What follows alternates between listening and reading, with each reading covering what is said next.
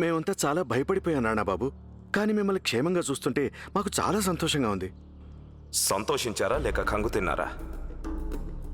ఒకవేళ మేమే ఆ కారులో గనక ఉండి ఉంటే ఇక్కడ ప్రాణాలతో ఎలా ఉన్నామనా? దీని గురించి ఆశ్చర్యపడుతున్నారా మీరు? అవుననుకోండి, కానీ ఆ దేవుడి దయ వల్ల మీరిప్పుడు సురక్షితంగా ఉన్నారు. దేవుడి దయతో కాదు, భాను మా ప్రాణాలు కాపాడారు. భానుకి బాగా తెలుసు గుర్రపు స్వారీ అంటే మాకు ఎంత మక్కువ అన్నది.